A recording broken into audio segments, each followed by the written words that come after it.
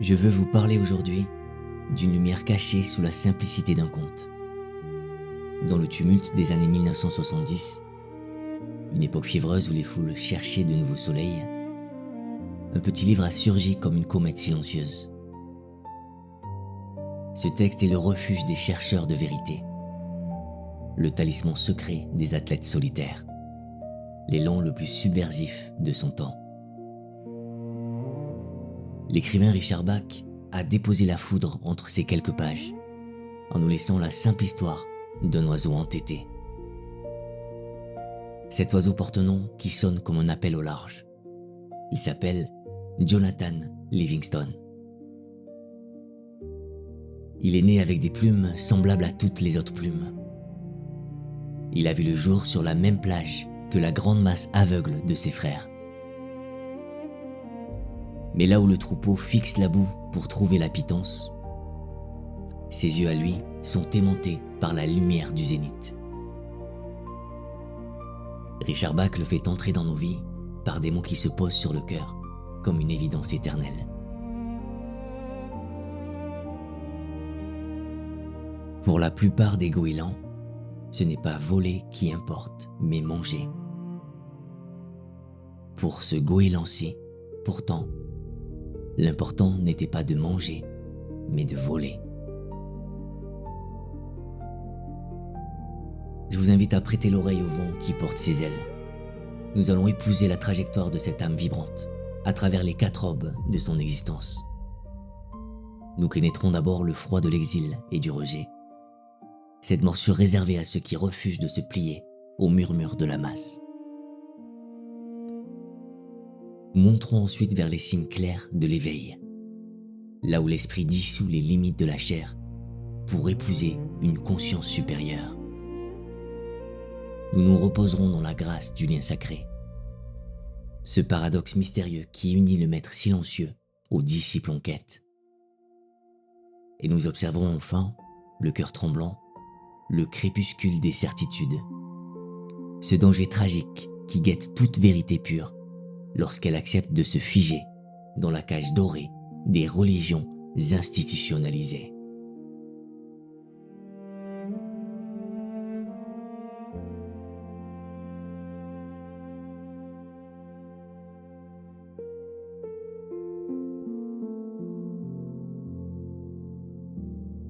Venez avec moi au-dessus des vagues sombres de l'océan. Regardez cette petite forme blanche qui déchire l'azur. Jonathan ne se contente pas de flotter paresseusement au gré des courants tièdes. Il sculpte le ciel avec sa chair. Sentez la brûlure de l'air sur ses ailes tendues à l'extrême. Il monte, il suspend son vol. Il replie ses plumes tremblantes. Il plonge droit dans le vide. À 300 km à l'heure, le vent n'est plus une caresse. Il devient un mur de granit rugueux. Jonathan s'y fracasse. Il perd l'équilibre. Il tournoie dans le chaos de l'air. Il s'écrase violemment à la surface de l'eau lourde comme de la pierre. Ses plumes sont arrachées. Son corps est brisé par l'effort. Ses poumons brûlent. Mais il recommence. Il recommence toujours jusqu'à l'épuisement total. Dans cette agonie lumineuse, Jonathan est le sculpteur face au marbre résistant. Il est le poète luttant avec le silence. Il est le chercheur enfiévré qui fouille la nuit pour trouver une étincelle. Il offre son propre sang à l'espace infini pour percer le mystère du vol absolu. Pendant ce temps, sur le rivage boueux, la communauté glapit et se bouscule dans l'écume. Des milliers de becs s'affrontent frénétiquement pour attraper des têtes de poissons morts jetées par les navires de pêche. L'existence s'y résume à survivre, à remplir le ventre vide, à ne jamais franchir la ligne tracée par les ancêtres apeurés. Les parents de Jonathan regardent leur fils avec une terreur voilée de honte profonde. Ils le supplient de redescendre vers la terre rassurante. Ils l'implorent d'être normal, d'oublier ses vertiges stériles, d'être un bon goéland invisible dans la grande masse grise.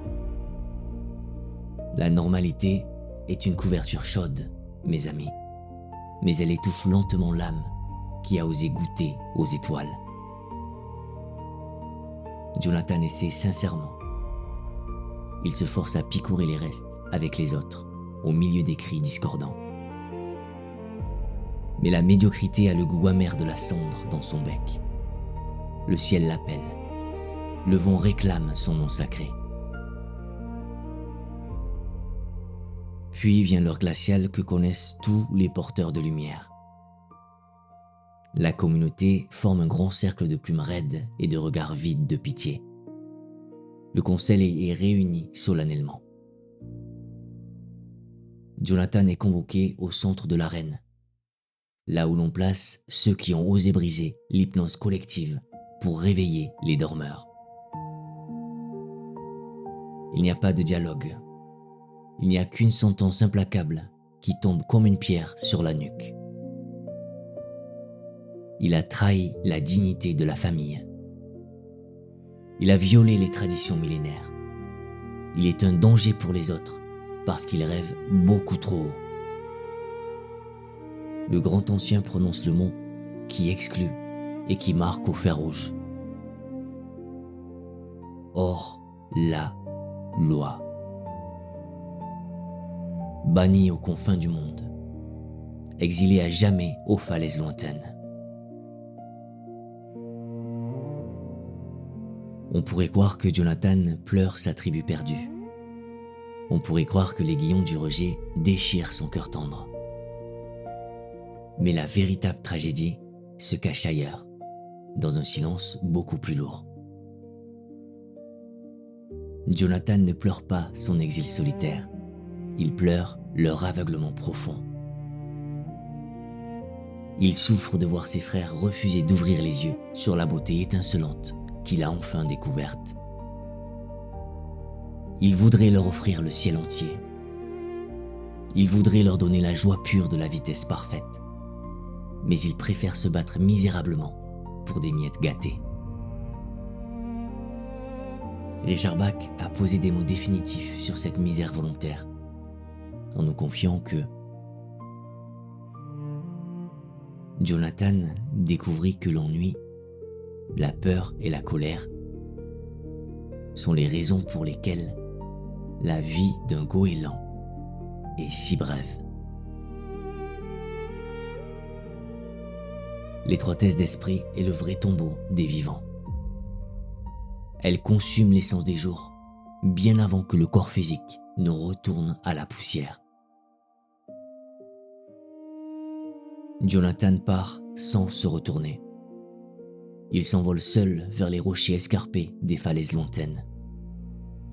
La fracture est immense, le pont est rompu. Mais regardez bien la couleur douce de cette solitude nouvelle. Elle n'est pas une prison de larmes. Elle est un atelier infini, majestueux, baigné par la lumière dorée de l'océan sauvage. Les cris aigres de la foule ont disparu. Il n'y a plus de plaintes peureuses. Il n'y a plus de honte pesante. Il n'y a plus de jugement étriqué. Il n'y a que lui, l'immensité bleue sans rivage, et la promesse vertigineuse du vent qui le soulève. L'exil est la forge sacrée où l'individu libre transforme sa douleur en grâce éternelle. Jonathan déploie ses ailes meurtries par le combat. Il respire profondément. Il prend son élan sans trembler et il s'élance à nouveau dans le vide éclatant. Il est seul, oui, mais son cœur n'a jamais été aussi vaste.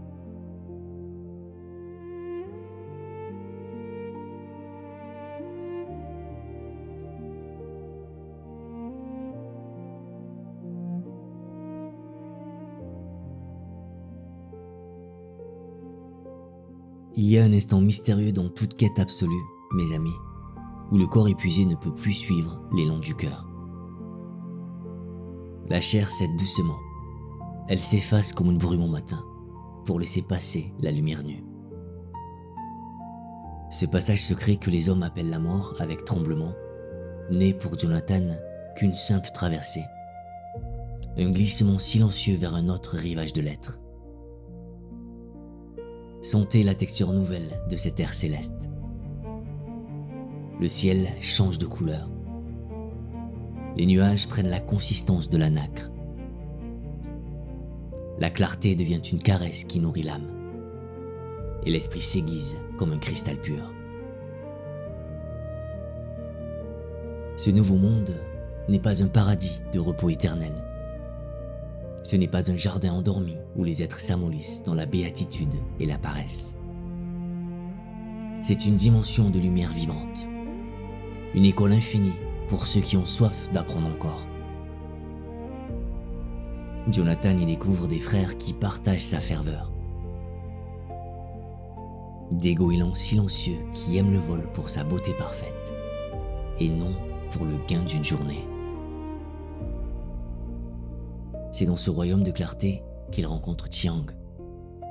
Regardez cet ancien, ce maître au plumage éclatant de sagesse, ce guide qui glisse sans le moindre effort dans les courants mystiques de l'éther. Chiang ne parle plus de la vitesse du vent. Il ne mesure plus l'angle d'une chute. Il ne calcule plus la résistance de l'air. L'enseignement bascule soudainement. Il quitte le monde pesant de la matière pour embrasser la pureté vertigineuse de la pensée. Chiang murmure à Jonathan que la plume, l'os, la chair et le souffle même de la tempête ne sont que les ombres vacillantes de notre propre monde intérieur. Il lui enseigne que le corps physique que l'on croit si solide, si définitif, n'est en réalité qu'une image dessinée par nos croyances. Une argile invisible modelée par nos peurs intimes et nos désirs profonds. Maîtriser le vent n'est qu'un jeu d'enfant. La véritable grandeur est de maîtriser la forme même de sa pensée. Écoutez bien le vertige sacré qui se dévoile à présent. Pour toucher la perfection absolue, il faut avoir le courage de briser le grand miroir des illusions. Il faut oser comprendre que la distance est un mensonge tissé par nos yeux et que le temps est une ruse inventée par notre fatigue.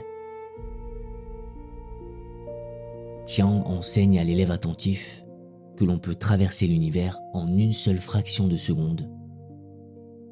Se tenir sur une autre étoile ou sur une plage oubliée, non pas en battant des ailes avec acharnement, mais en sachant avec une certitude absolue que l'on est déjà arrivé. Le désir est l'accomplissement. Le départ et l'arrivée s'unissent dans une seule et même respiration. Le vieux maître sourit doucement devant l'émerveillement du jeune oiseau. Et Richard Bach nous offre cette parole d'or pour définir la véritable transcendance.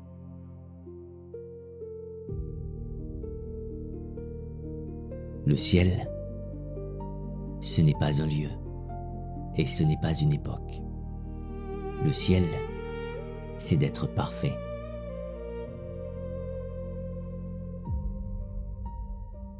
La perfection n'est pas une ligne d'arrivée que l'on franchit en haletant. Elle est une qualité de présence radieuse, une incandescence de l'âme qui s'éveille enfin à sa propre immensité. Chiang transmet cette ultime étincelle de vie. Il dépose dans le cœur grand ouvert de son disciple la vérité la plus simple et la plus bouleversante qui soit. Il n'y a pas de limite, Jonathan. Et sur ces mots d'une douceur infinie, la silhouette du vieux sage s'illumine soudain d'une clarté insoutenable. Il devient lui-même pur rayonnement. Il perd ses contours familiers. Il se dissout avec allégresse dans la trame intime de l'univers. laissant derrière lui un sillage de paix profonde et d'amour absolu. Il disparaît de ce plan de conscience pour renaître ailleurs, plus haut, plus loin encore.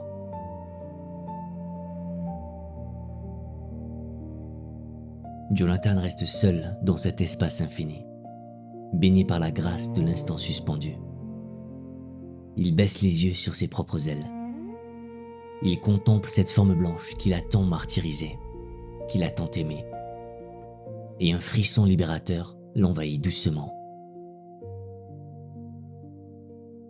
Il comprend enfin que son corps n'a jamais été une machine à perfectionner, qu'il n'est qu'une cage de verre bâtie sur l'illusion des distances matérielles. Il réalise avec une clarté fulgurante que le corps est une prison tissée de fils invisibles et que la clé de cette geôle, la seule véritable clé capable d'ouvrir toutes les portes de la création, n'appartient ni aux muscles ni au vent. Cette clé repose patiemment, depuis le premier jour du monde, exclusivement dans le silence souverain de son propre esprit.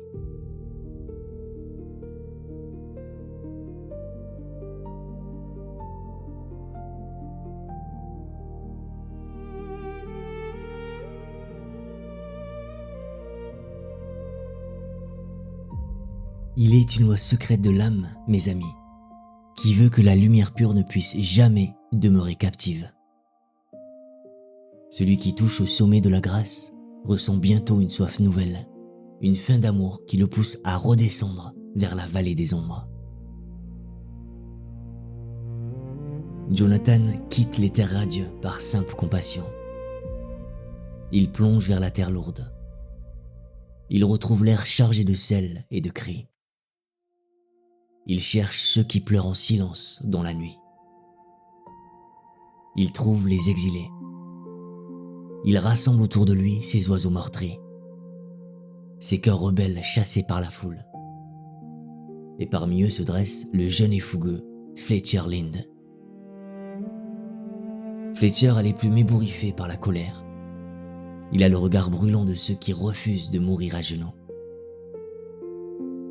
Jonathan devient le maître patient. Écoutez la douceur de sa ruse sacrée. Il ne parle pas d'emblée de l'infini. Il ne prononce pas de grands discours mystiques pour effrayer ses esprits blessés. Il parle de la courbe de l'aile. Il décrit la caresse du courant ascendant. Il enseigne la mécanique subtile des fluides. Mais sous le prétexte de plier l'air à leur volonté, il sculpte leur intériorité.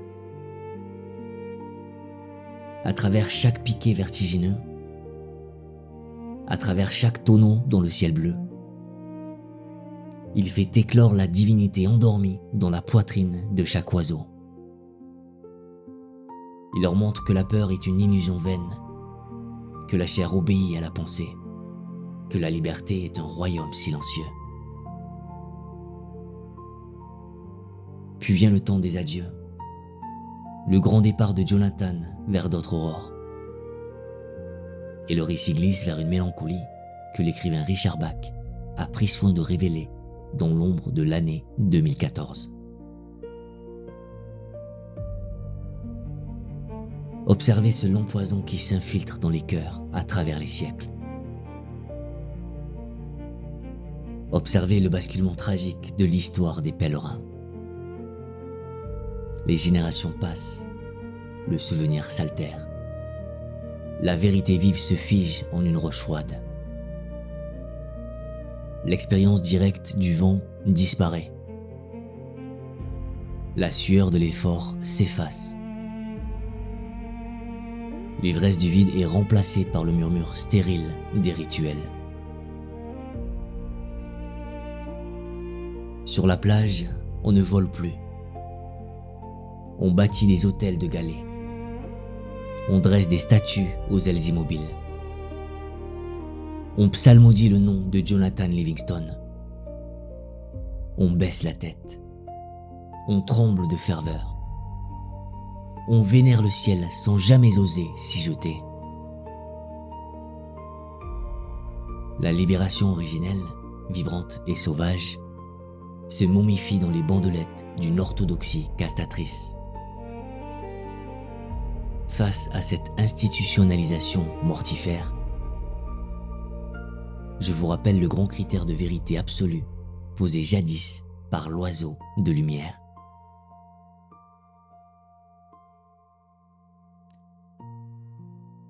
La seule loi qui soit vraie est celle qui conduit à la liberté.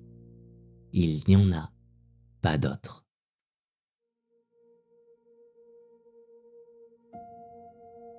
Tout le drame de la foi repose dans cet aveuglement de la dévotion. Pour clore cet héritage trahi, résonne à jamais l'ultime avertissement que le maître laissa au jeune Fletcher au moment de se fondre dans la clarté. Ne les mène pas à croire en toi. Mène-les à croire en eux-mêmes. Gardez cette image dans votre cœur, mes amis. Contemplez ces foules agenouillées devant une idole de pierre, pendant que l'ouragan de la vie souffle au-dessus de leur tête. Le constat est amer, la blessure est lucide. Vénérer le messager est le moyen le plus sûr d'assassiner son message.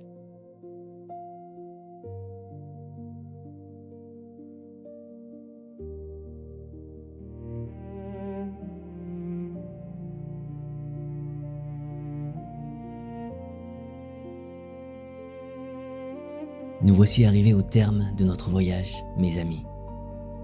Vous l'aurez ressenti dans le secret de votre âme, le livre de Richard Bach n'est définitivement pas un manuel d'ornithologie pour comprendre les oiseaux des mers. Il est un miroir d'eau claire tendu à notre siècle fiévreux. Une surface pure reflétant une civilisation essoufflée par la course à la productivité, écrasée par la soif de validation et le poids des apparences. Le vol merveilleux dont nous parle l'écrivain n'a besoin ni de plumes ni d'océan.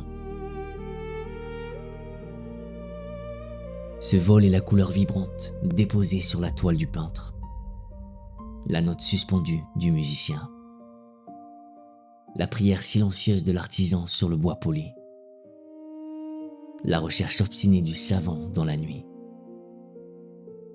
Ce vol incarne la splendeur de n'importe quelle discipline, étreinte pour sa beauté nue, toute œuvre accomplie loin des places marchandes, sans chercher d'autres récompenses que l'allégresse brûlante de l'avoir fait naître.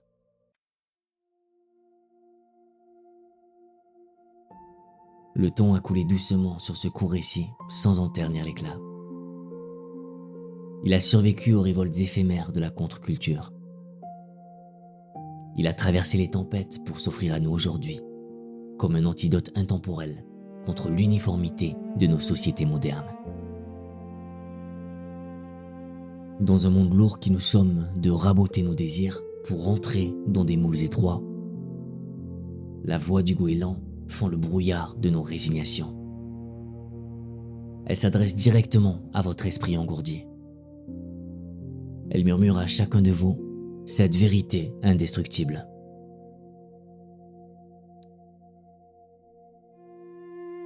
Tu as la liberté d'être toi-même, ton vrai toi, ici et maintenant, et rien ne peut t'en empêcher.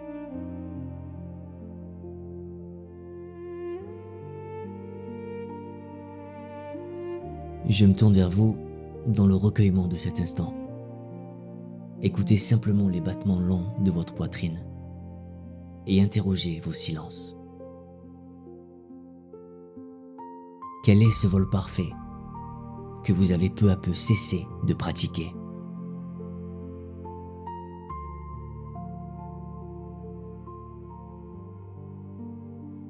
Quelle est cette passion intime, cette vocation sauvage que vous avez étouffée pour avoir le droit de vous fondre dans la sécurité tiède du troupeau. Ne laissez pas le renoncement creuser son nid dans vos hivers. Il est grand temps, mes amis, de dépoussiérer vos ailes froissées. Il est temps de quitter le rivage des peurs pour rendre à votre existence sa noblesse première.